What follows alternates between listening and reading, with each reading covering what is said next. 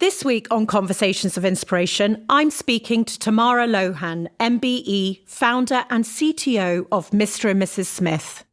Tamara co-founded her business in 2002 with her husband James, starting out as a coffee table guidebook for discerning travellers. With a huge success in book sales, Mr. and Mrs. Smith swiftly moved into becoming an online booking system, curating the best hotels from around the world.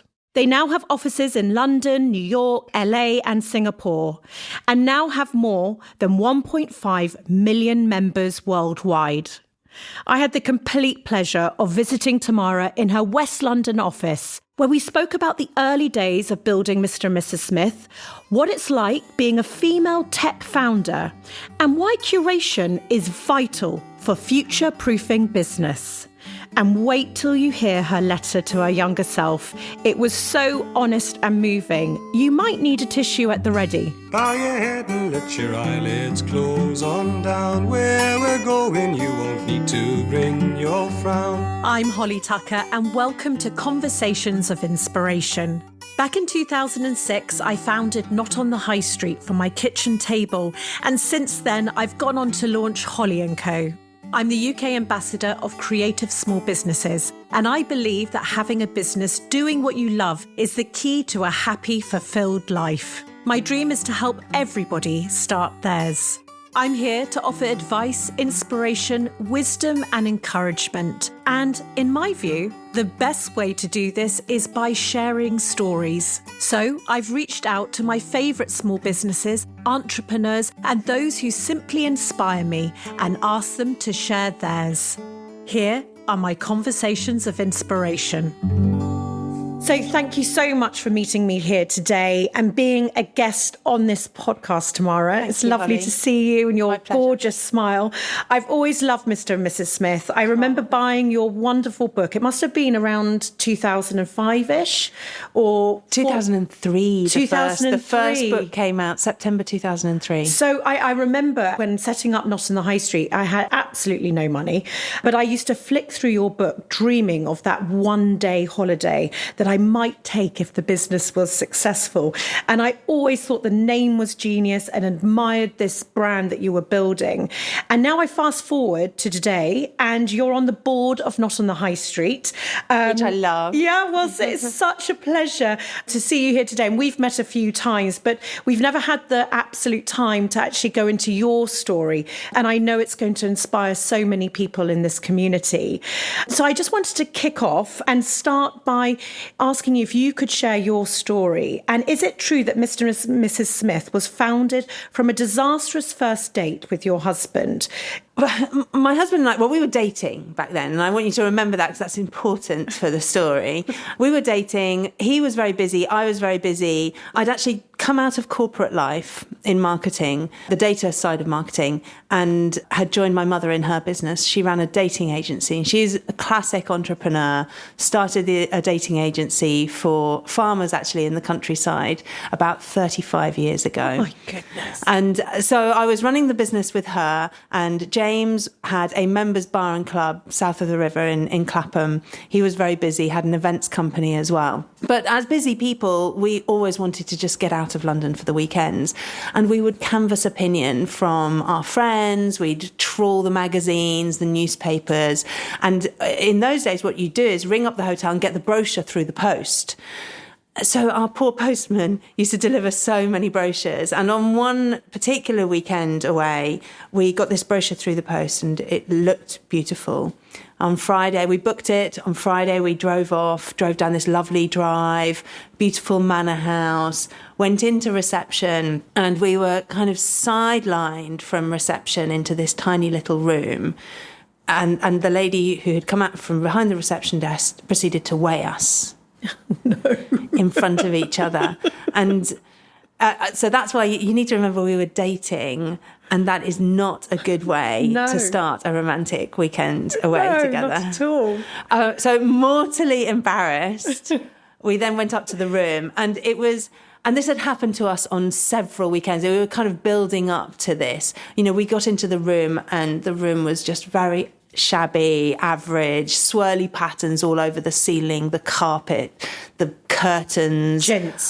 Chintz everywhere. Hairdryers stuck to the wall and nowhere near a mirror. Corby trouser press in prime position. So proud of the Corby trouser press.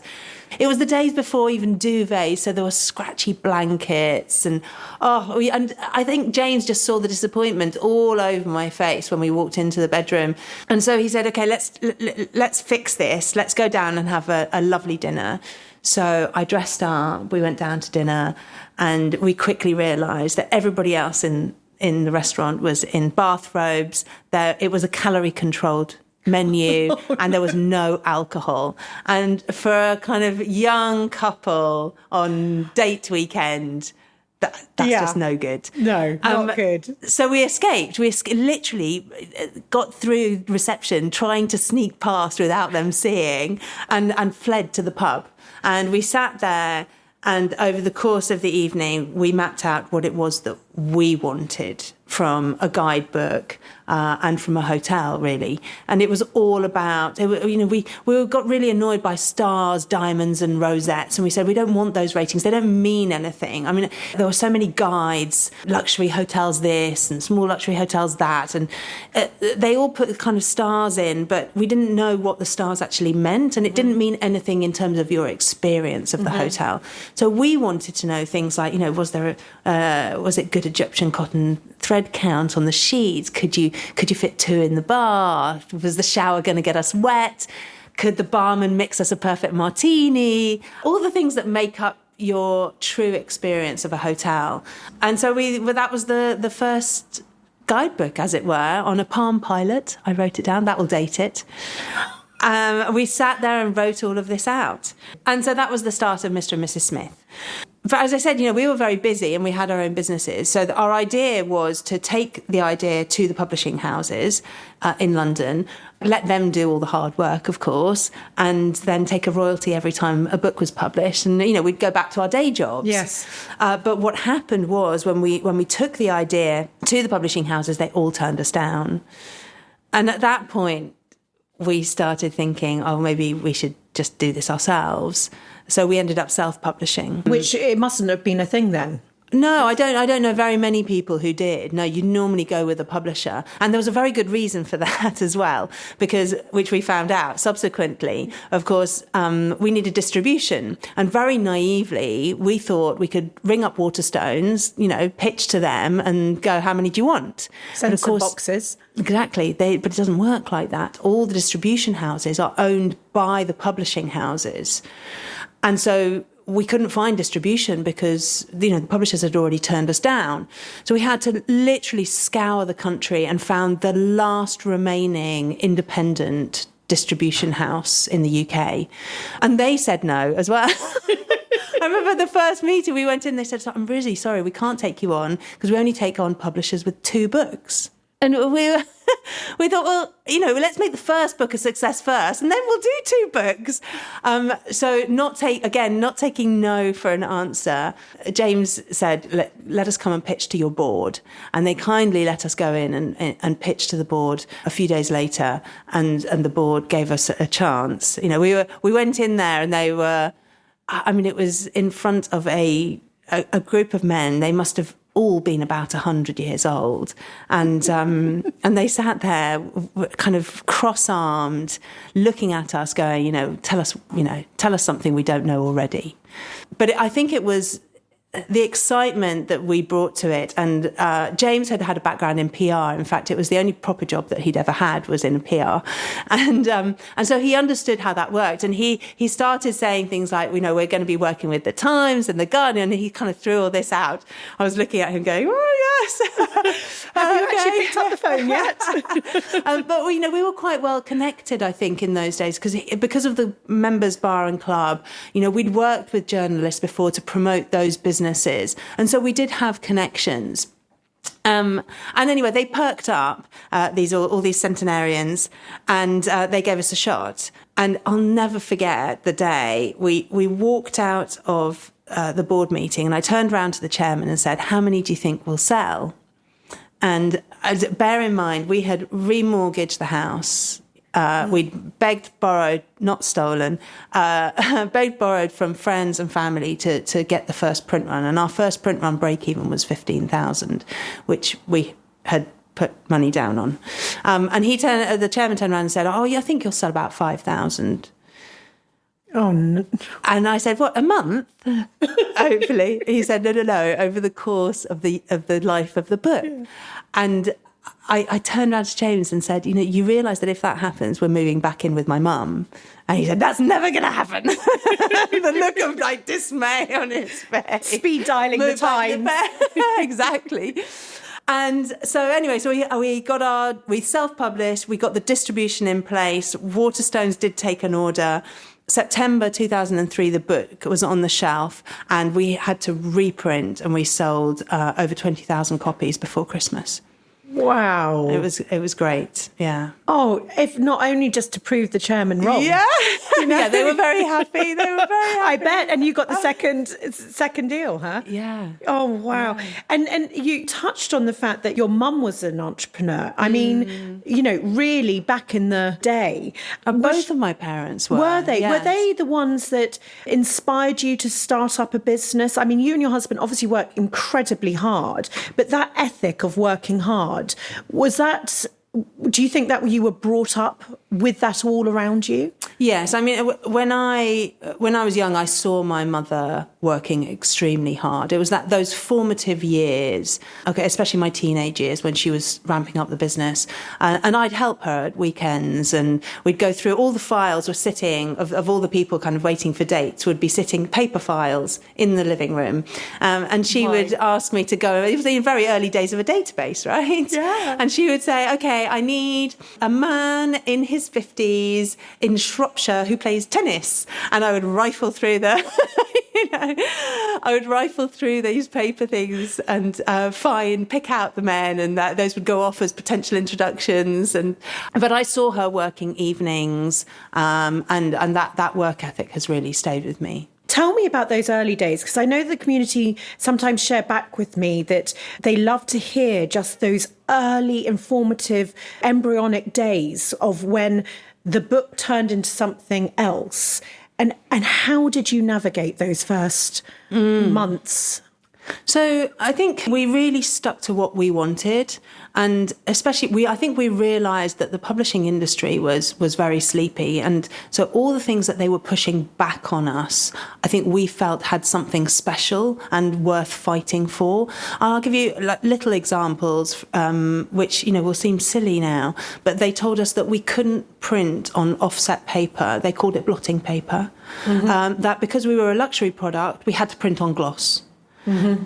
And, if we look back now, everything went very organic and kind of the rougher papers. But they would just, you can't do that. And the second thing was the kind of look and feel of the book. We wanted it to be a guidebook. We wanted it to be inspirational, not like these other books that had just put in a stock tiny photo of a hotel in them with a little bit of writing that didn't really mean anything. And so we wanted to send a photographer to every single hotel. Again, the publisher said, "You can't do that. That will blow the budget." It was little things like that. So sticking to our guns, I think, got us, and really caring about the details got us to a position where we had a product that really stood out. And then, so it was always supposed to be a hobby business because, as I've said, we had our own full-time careers. And so we did it in the evenings. And James had a vintage car that needed running every evening. So in the evenings, we'd get in the car and just drive it around London so that the battery didn't die. And in the car, we would plan and talk about Mr. and Mrs. Smith. And, that's where we'd do our work. And so it took up it was our hobby. Mm-hmm. It was fantastic because we took a month off work and travelled the length and breadth of Britain to find the hotels for the first book. So it was a lovely hobby business. But at a certain point, it got to the stage where it needed more of us. And it was really taking off, that it had captured a moment in time. I think that on two sides, we helped bring these hotels into the frame for people. Nobody else was championing these tiny boutique hotels that existed out there. But at the same time, the boutique hotel movement had started. Yeah. And so we kind of pushed and rode that wave, and it all got very exciting. And then, of course, in 2005, everything was going digital. And we knew we needed to transform the business and move along with that as well. And so that's what we did. In September 2005, we started the online bookable website. And obviously the business is very different today, although we've just gone back into print. I'm going to go on to that. It's interesting. So you took it online, because we can say that today, can't we? We just took it online. But, in those days, we started in April 2006, not on the high street. Yeah. I remember taking things online was not just, you weren't going on to Squarespace and creating something or anything like that. So tell me, were you daunted by that prospect? It wasn't so much daunting as, we were just making it up as we went along, because there weren't many people like us out there. I mean, yes, there was. Lastminute.com had really kind of forged the way with online bookings, but we were very different, and we wanted to bring all the good things from publishing, lovely content, beautiful imagery. We wanted to bring that to the website as well. And in those days, that was very difficult because, Web 1.0 was not pretty.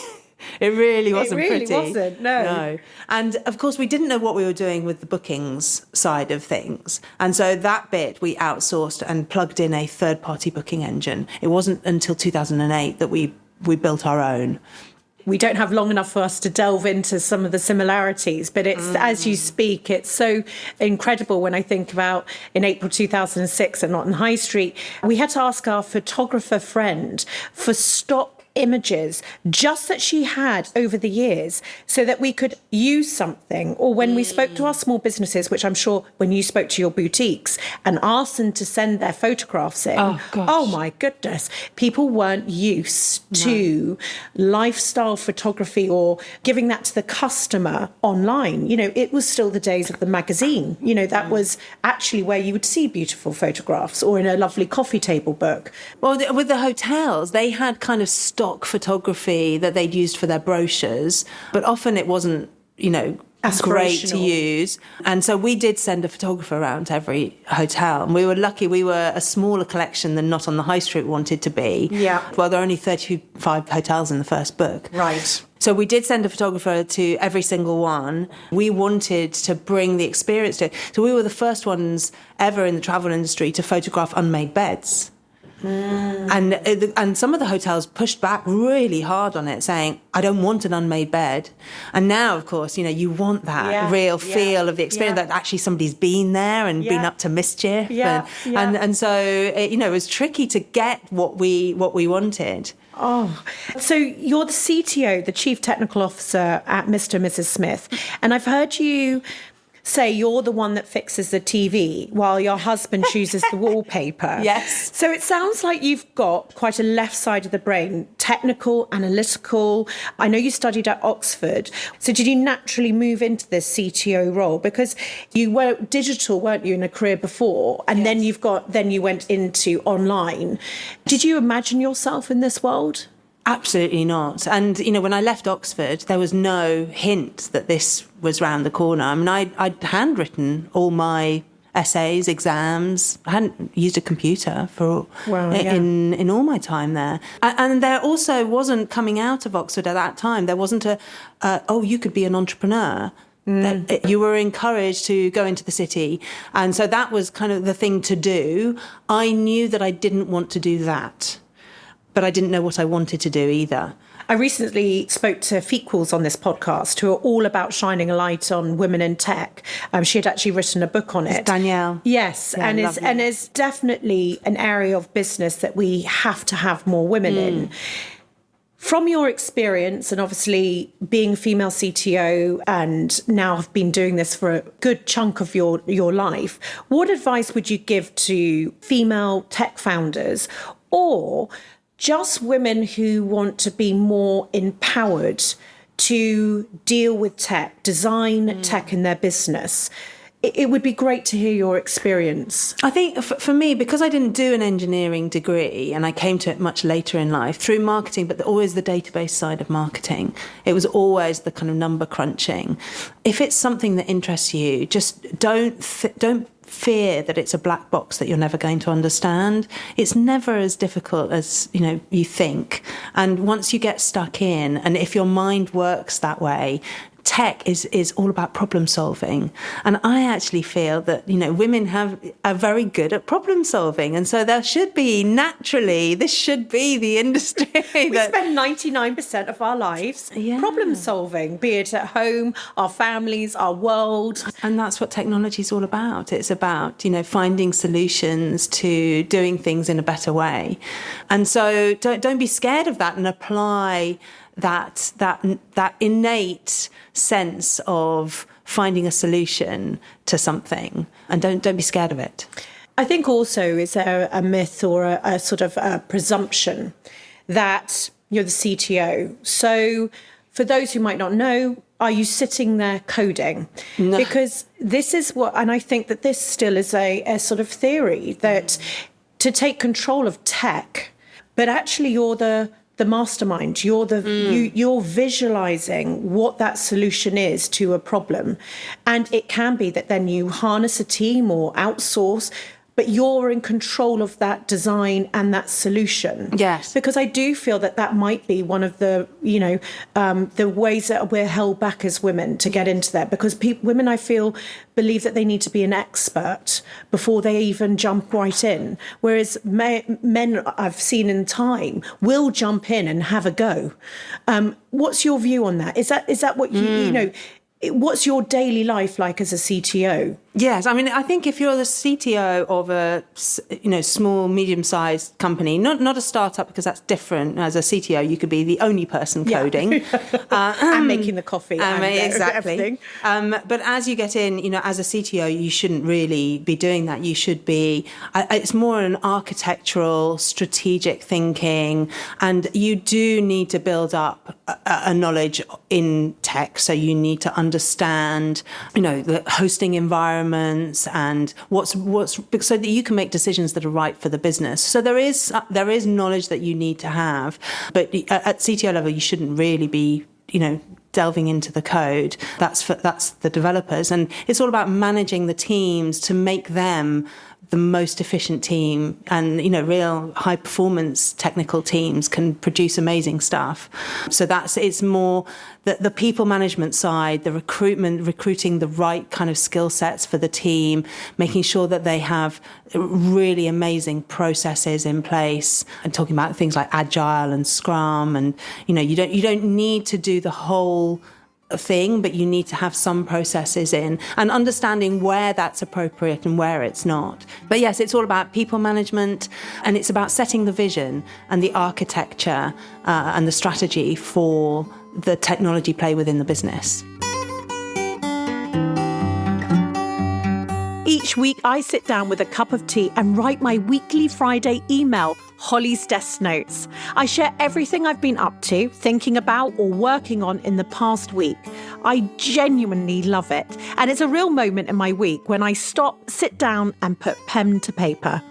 You'll often find recommendations for my favourite small businesses and what they create, details of places or events I've been to or think you'd love, recent articles from our advice hub, the latest Holly Loves collections, or perhaps sharing what's been happening in my world outside of Holly & Co. Not only that, but by joining our email community, you'll be the first to hear about all the exciting updates throughout the year, be that our Shop Independent campaigns, our tours across the country, and let's not forget the Independent Awards. If you'd love to hear our latest news, advice and inspiration, follow the link in the description below to join our newsletter community, or head on over to holly.co where you can easily sign up. Now, let's get back to our conversation of inspiration. The digital world obviously is changing at such pace. And I know it can be very daunting, actually, for everybody, let alone small businesses trying to keep pace. New apps, new technology, new sales platforms, new social media outlets. I'd love to hear your thoughts on this. What advice would you give to dreamers or small businesses who don't feel that they're techie and yet they need to start controlling the world around them and actually start navigating what can be seen as something that again is quite daunting?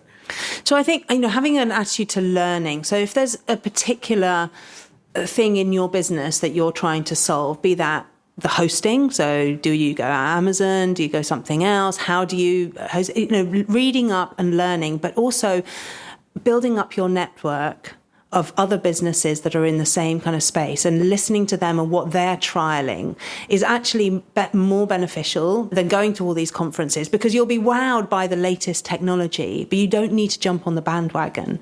And this is why, I love companies like Not on the High Street, is that they've got this network of people who are making things, and a lot of them are in the same place, and they're dealing with, how do I get my goods in, transportation, postage, all that packaging, all these things that you worry about. Are you getting it right? If you can have a network that supports everybody within the network and you can share knowledge, that is infinitely more valuable. I reach out to other CTOs, even the CTOs of competitive businesses, and we share ideas. And so if you've got a set of peers who you can go to, who will support you and you can support them with what you're learning, I think that's the most important thing. And do you believe that when you look at technology today, where you can start up a website today, we can start transactioning tomorrow, do you believe that technology needs to have USP as much as, let's say you're creating a product and I would say, what's the difference of this chair, table, painting, et cetera, do you believe technology is the same? I think that, no, you need to differentiate yourself in other ways. Absolutely. If you're a startup now, use all the tools out there, unless you're a specific technology business or a software business where your core product is your software and that is what you are selling. I think, use all the incredible tools out there to get you up and running. They call it the MVP, right? The minimum viable product. And then what is your point of difference? How does your product stand out from the rest? I think that's the critical thing. And in this age where technology is becoming this ubiquitous and unstoppable and everything's going automated, it's actually the human, the creativity in what you do that will set you apart from everybody else. And talking about that creativity, it was interesting, is that you started your brand with this physical book. Did it sell over 100,000 copies in the end? The first book, yes. Yeah. 5,000, he thought. Who would have thought? Oh, how brilliant. But you quickly turned your business into this online commission-based curated service where you can book a holiday through. However, looking back, I don't think you almost could have created such a strong brand or a fan base if you hadn't have created that physical, tangible, beautiful book where the photography, tone of voice, and as you said, the paper choice, all these details were there. And so many businesses are starting out without those touch points, launching purely online. And we've lost that sort of interaction with customers. What do you think? How important is that book now still to your business? So, the books... in the beginning, the book was our business and we had to, make money from it that way. And of course, that physical manifestation of the brand was critically important, I think. It was a physical product in somebody's hands, so they could tell the quality of what we were trying to do simply by touching the paper. And the weight of the book and the fact that, there was photography in there and the fact we wanted to speak to them because we put a membership card in the front of the book. All of that, combined, created a brand and a human connection. And I do feel sorry for businesses starting up now because it is so hard to get that human connection in a pure digital market. And that's one of the reasons we've gotten back into print. So Tell me about that. So in October, so 3 months ago, we launched a new guidebook. Well, it's not a guidebook, it's a coffee table book called The World's Sexiest Bedrooms. And it has moved on from the old guidebook. So it's definitely not, it's not meant to be a guidebook. It's supposed to be a piece of inspiration. It's a thing of beauty. I love it. I can say that because I had very little to do with it. It was all my husband. He really is that manifestation of the brand physically. That's what he does so incredibly well. And I'm so proud of him. And it's a beautiful thing, on sale now. On sale now. And who would have thought that you've gone back? Yeah.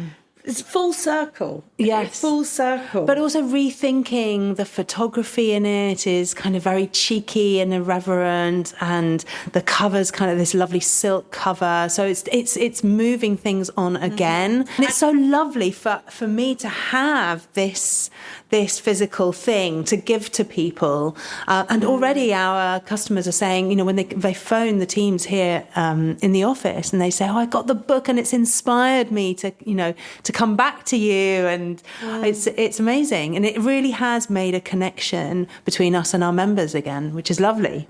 And just touching on the fact that you speak so beautifully about your husband, in those vintage car rides, dreaming up, you fell in love, right? And you got married, and through your business, Mr. and Mrs. Smith, you shared more than just your love for each other, but you created something together. It's very, very beautiful. And just think times have been tough as well. And, and it's hard working with someone 24/7 living. Yeah. I'm glad we're putting the reality here. There is a reality to it. Yeah. There are times when we just don't want to talk about work anymore. And, you just sit in silence going, oh, my God, because it can be overwhelming. Yeah. But it means we share in the highs and the lows. So it can get tough and it can be incredible as well. And now we're sharing the travel experiences with our kids as well, which also has its highs and its lows. Like any mother would. Anyone, yes. would testify. As I know. What advice or inspiration could you give when you think about creating brand and what brand means to you? And I know you give that credit to your husband, but I'm very sure much his domain. But I'm sure that's one of the conversations. How have you managed to sort of create that invisible thread that's run for so many years now? So I think this is what he would say, I would hope, that sticking to our core values haven't changed that much over the years. It's about that trust. We were all about the curation. So we would never work with a hotel that we didn't think was good enough. Customer trust is hugely important to us. We do want to be cheeky and irreverent with the brand. I think Mr. and Mrs. Smith gives us license to do that. And so placing a real importance on the written word and how we talk to people. The editorial that our team come up with, they're just amazing. How they hit that tone of voice and make it cheeky, but at the same time deeply professional, because when you're organizing somebody's honeymoon, possibly the most expensive travel holiday they'll ever take, and so important, you don't mess it up. You really don't. And so all of those true brand values stick with us. And yet we do need to evolve. So keeping it fresh and talking to people about new things that we're doing, from, enhancing our products, and also really differentiating ourselves on service and how we really serve our customers, our members, when they book through us is what we really focus on, making sure that we deliver. And so when you talk about brand, when I look at brands out there that I connect with as a human, they're brands that have not been manufactured, but brands that have come from a place of heart, of truth, of experience from someone. Those are the ones that I connect with because they have depth. Yeah. And Mr. and Mrs. Smith has always had that. My experience, I think, is it's been about all those thoughtful details. Recently, actually, I know you know that I booked a holiday through you. And when I arrived, it was just, I've told absolutely everyone about this. I received an email that really made me laugh, because I don't know if it was that clever that they knew they knew I was arriving on that day. But I looked at my phone and there was an email from Mr. Smith. It was basically saying, we know that your bed right now is full of open suitcases and all you want is a G&T. So we just want to not interrupt that, but we know in the first few hours, if something's going to go wrong or you don't like something, it's right now that you want to tell someone. We're here 24 hours a day, just pick up the phone. And I've got shivers even saying that to you, because I love customer experience like that. It is rare. It is rare these days. It's something that not on the high street that we were obsessed about. It's that old fashioned customer service served through technology. It was that empathy. Oh, thank you. Well, no, it was brilliant. Being Mrs. Holiday Queen, I have to ask, your favourite hotel you stayed in or experience? Holly, asking me for a favourite is like asking me to choose a favourite child. Oh, yeah, I know. It's impossible. I'm sorry. If someone asked me what my favourite partner was, I don't know what I would say either. Yeah, you're right. But have you had experience? I can imagine you picked such incredible places and people and, what have been some experiences that has stood out? If I think about the book and the world's sexiest bedrooms nowadays, if you look at the places in there, they really stand out. And the reason we chose the hotels and the bedrooms in there is because they have something that is wow or special. So it could be just, this hot tub on a terrace with incredible views like the tree houses at Chewton Glen, or it could be the fact that the entire hotel is only one bedroom like the Coqui in Mexico, and so you really have the hotel to yourself, but it is a full service hotel and you've got this private little courtyard and this beautiful wrought iron four-poster bed, and it just feels like everything is just for you. So, and there's nothing more special than that. On the front cover of the book is one of my favourites, Ushuaia Casa in Brazil. Oh gosh, I mean, one of my favourites for so many reasons. The location is phenomenal. Trancoso in Bahia is this beautiful town. They have an open communal space, grassy, where the kids come out and play football in the evenings, no cars allowed. A church at the end, stunning beach at the bottom. And the owner, who was in the fashion industry, vowed that he never wanted to, again, design a piece of clothing. So he turned his creativity to the fixtures and fittings. But it's special as well because it goes above and beyond in terms of sustainability, and that's something that's becoming more and more important to me. So this is a hotel where they have actually set up an NGO, non-government organisation, to lobby government to help improve sustainable tourism to the area. These are the hotels that inspire me and get me out of bed every morning, just like you with the partners.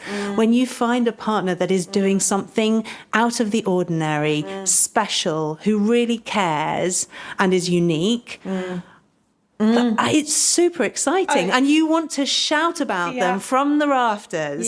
That was always what Mr. and Mrs. Smith was about sharing and inspiring these people, people to go away to these incredible places. Gosh, I want to be right there, wherever where you've just described. And I also heard you say about, is it right, there was a place where you described where they gave you a little hammer? Is this right? Oh, yes. Fogo Island. What's that then? In Canada. Yes. Newfoundland. So they are on an island off Newfoundland, and they get passing icebergs, huge things.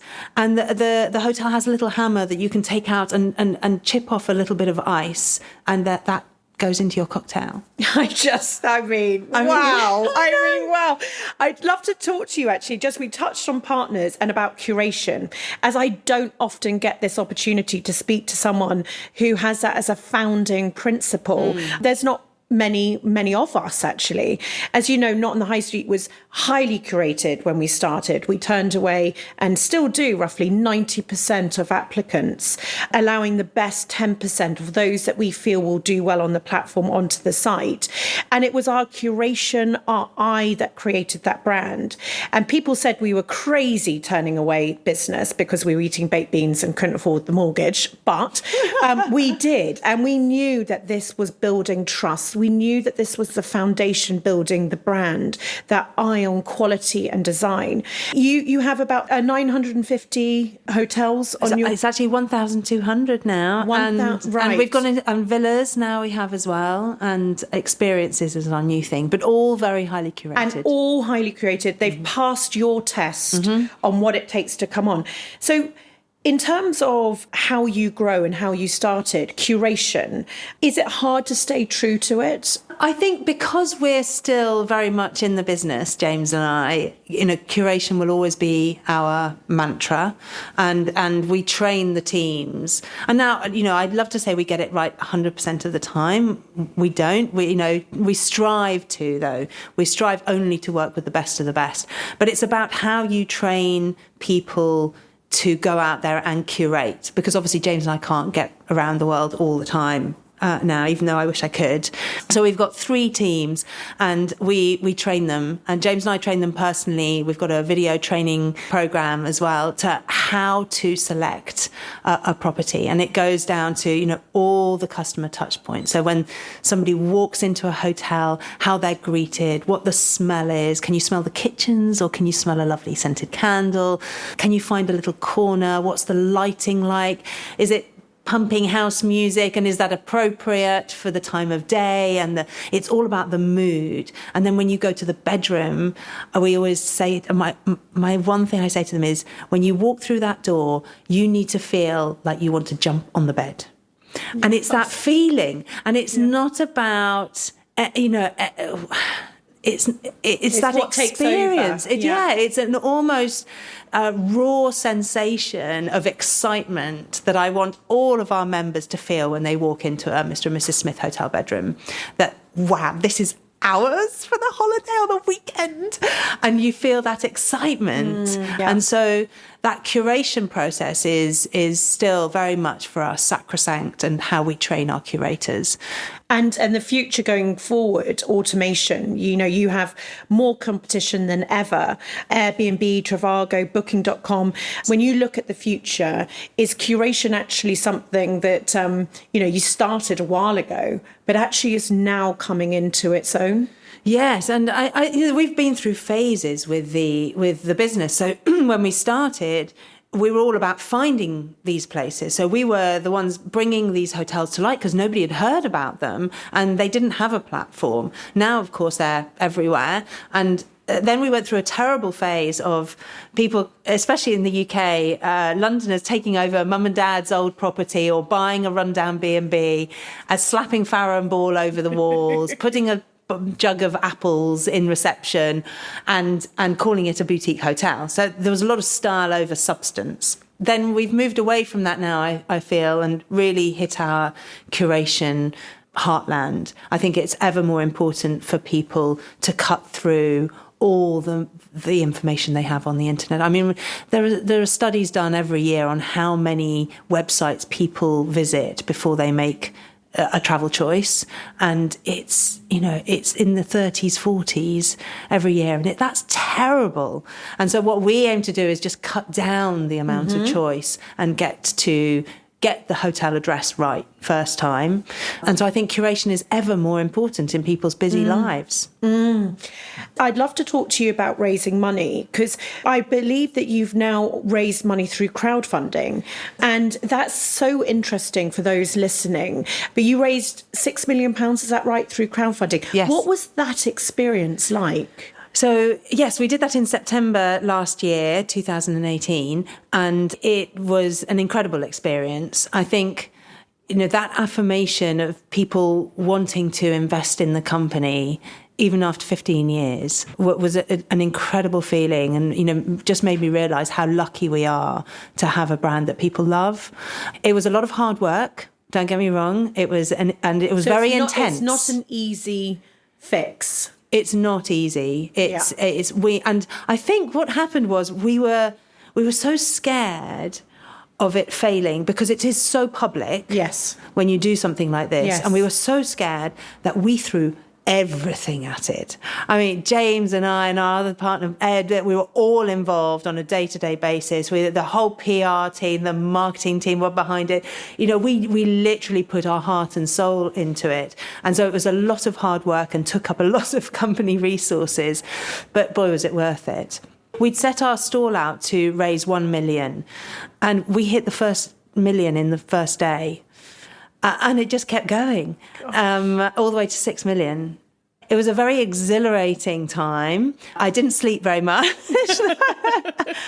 And it was very intense because, you know, you are only crowdfunding for a number of weeks. And you talk about working hard and you didn't sleep, but you're a mum, right? And so I know you've spoken about Mr. and Mrs. Smith like your third child. And that's always what I say about Not on the High Street. It was my second baby and Holly & Co is my third.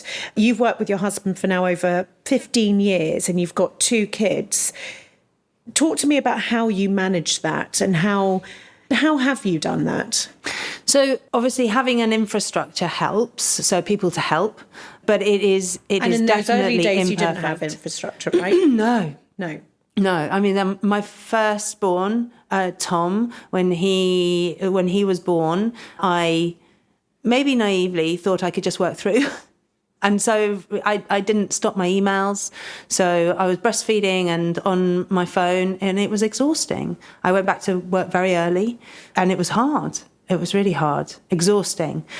As they're older, you know, you do come to terms with it, but you feel guilty all the time. And the analogy, I don't usually like analogies, but the analogy of a business being like your third child is actually quite a good one because it is something that you have created, and I want to see it do well. I want to see it through its teenage years into adulthood, and I want to be there on my rocking chair going, I created that.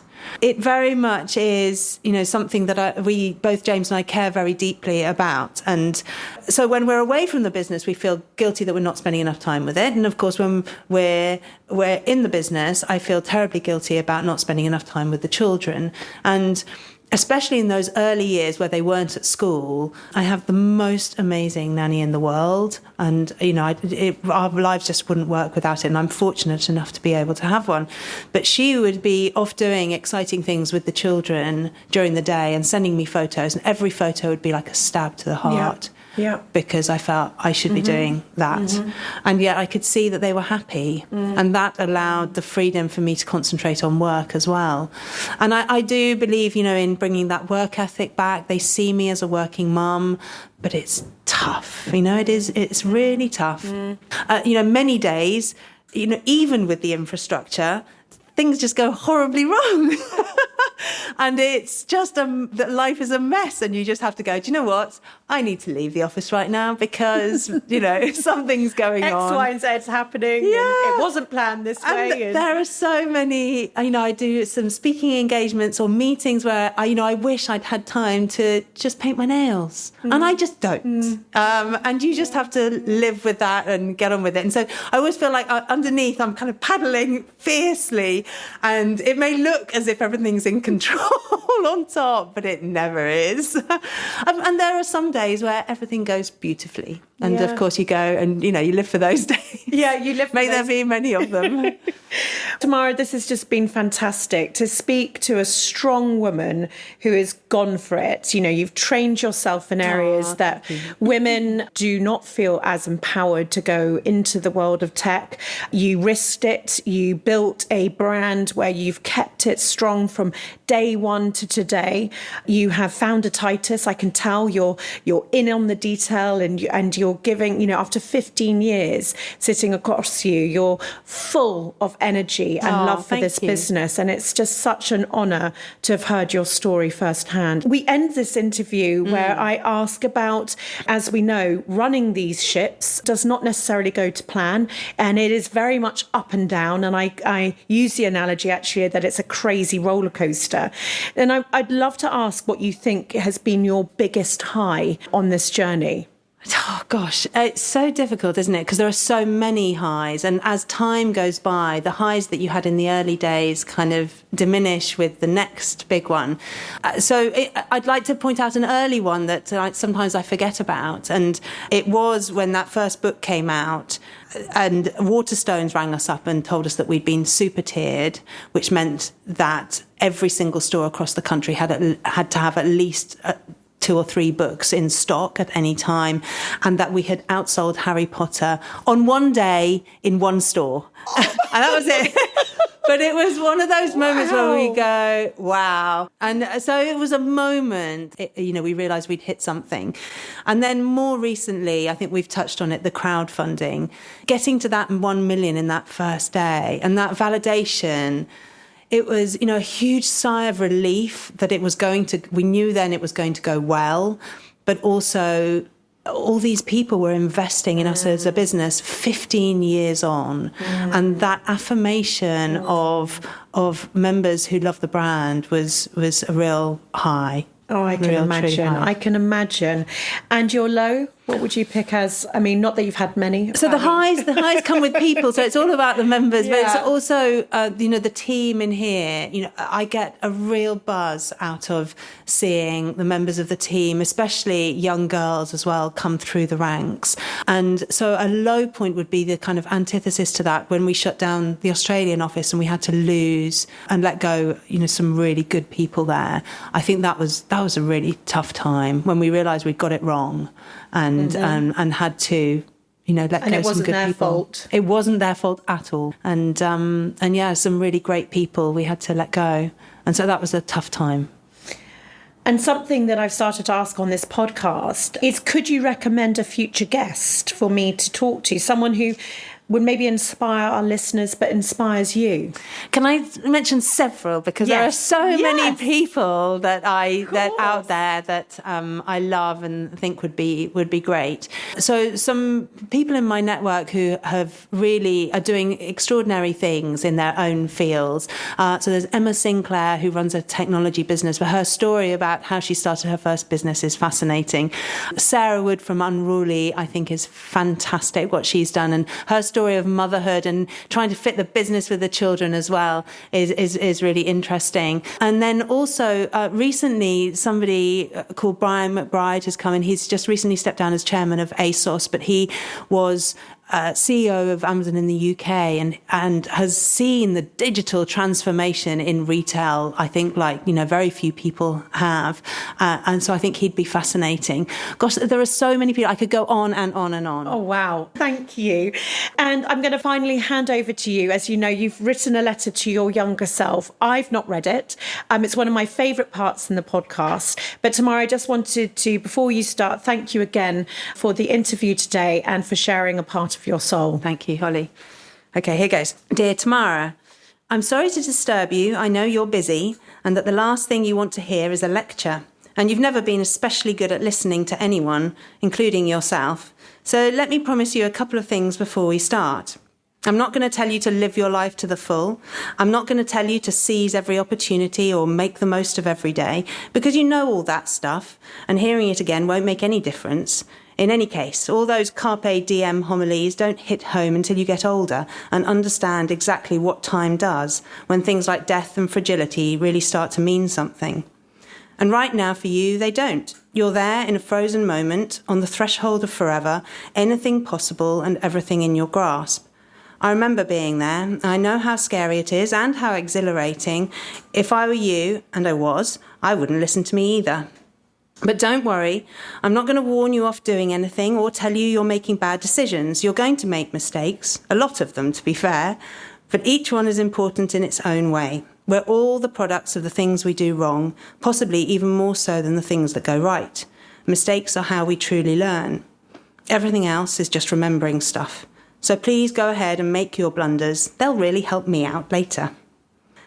That also means that you need to ease up on that perfectionist streak of yours, otherwise it's going to slow you down a bit.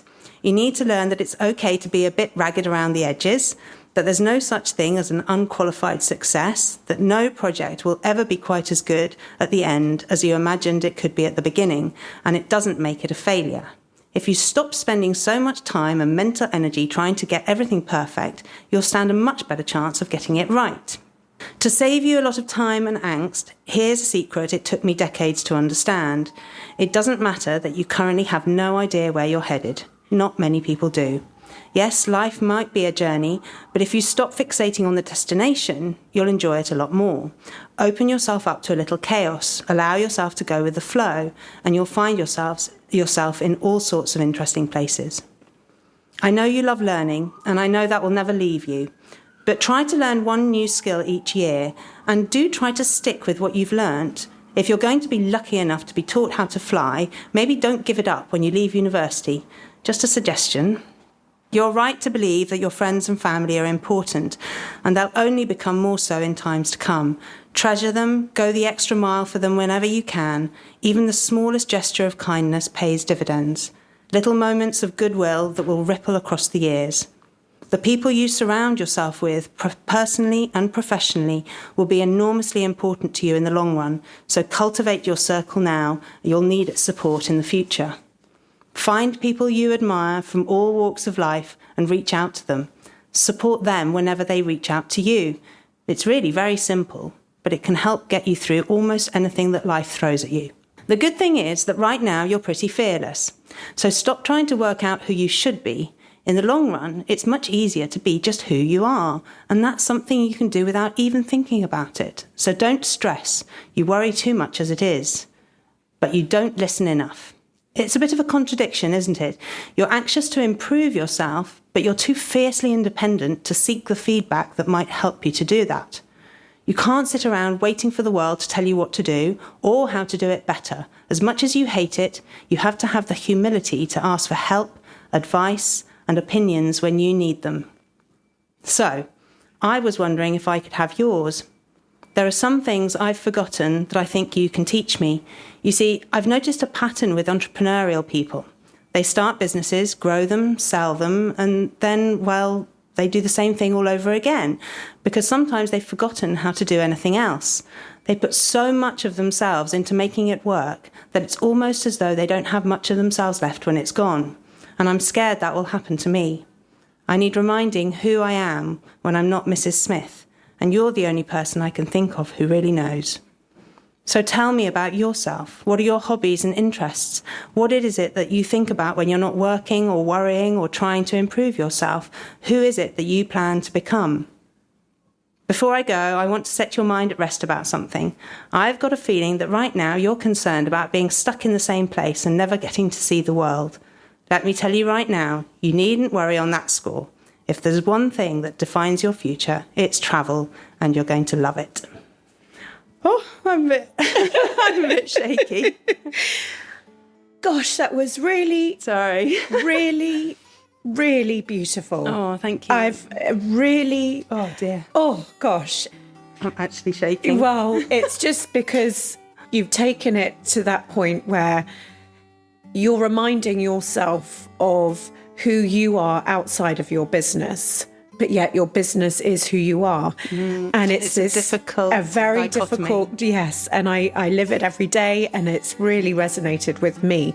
And so thank you so much for so eloquently describing that position with us all. And I know so many people will empathise with it. So thank you so much, Tamara. Thank you, Holly. Thank you.